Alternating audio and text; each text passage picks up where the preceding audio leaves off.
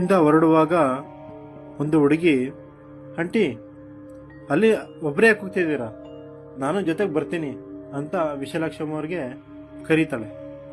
ಅದಕ್ಕೆ ವಿಶಾಲಾಕ್ಷಮ್ಮ ಅವರು, ಅಪ್ಪ ಜೋರೆ, ಯಾರೋ ಒಬ್ರು ಸಿಕ್ಕಿದ್ರಲ್ಲ ಜೊತೆ ಹೋಗಕ್ಕೆ ಅಂತ ತನ್ನ ಮನಸ್ಸಲ್ಲೇ ಅನ್ಕೋತಾರೆ. ಆಮೇಲೆ ವಿಶಾಲಾಕ್ಷಮ್ಮ ಮತ್ತು ಆ ಹುಡುಗಿ ಇಬ್ಬರು ಜೊತೆಯಲ್ಲೇ ಹೊರಡ್ತಾರೆ. ಸ್ವಲ್ಪ ದೂರದ ನಂತರ ವಿಶಾಲಾಕ್ಷಮ್ಮ ಅವರ ಹುಡುಗಿಗೆ ಹೇಗೆಂದು ಕೇಳ್ತಾರೆ, ಯಾರು ನೀನು?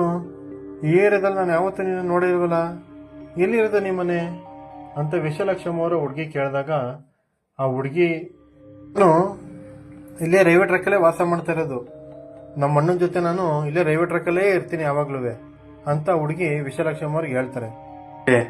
ರೈಲ್ವೆ ಟ್ರ್ಯಾಕ್ ಮೇಲೆ ಯಾರು ಇರ್ತಾರೆ, ನೀನು ತಮಾಷೆ ಮಾಡ್ತಾ ಇದ್ಯಾ, ನಿಮ್ಮ ಅಣ್ಣ ಅಲ್ಲೆಲ್ಲಾರು ಟೀ ಅಂಗಡಿ ಹತ್ರ ಇರಬೇಕು, ಹೋಗಿ ನೋಡು ಅಂತ ವಿಶಾಲಾಕ್ಷಮ್ಮ ಅವರ ಹುಡುಗಿಗೆ ಹೇಳ್ತಾರೆ.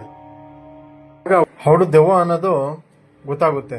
ಇಲ್ಲಿಂದ ವಿಶಾಲಾಕ್ಷಮ್ಮ ಅವರು ಭಯದಿಂದ ವೇಗವಾಗಿ ಹಿಂದೆ ತಿರುಗದಂಗೆ ಮನೆಗೆ ಓಡೋಗ್ತಾರೆ.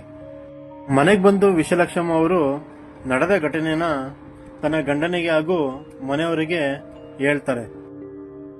ಇದಿಷ್ಟು ವಿಶಾಲಾಕ್ಷಮ್ಮ ಅವರ ಜೀವನದಲ್ಲಿ ನಡೆದ ಒಂದು ಹಾರರ್ ಘಟನೆ. ಮುಂದಿನ ಕಥೆಯೊಂದಿಗೆ ನಿಮ್ಮ ಜೊತೆ ಸಿಗ್ತೀನಿ. ಧನ್ಯವಾದಗಳು.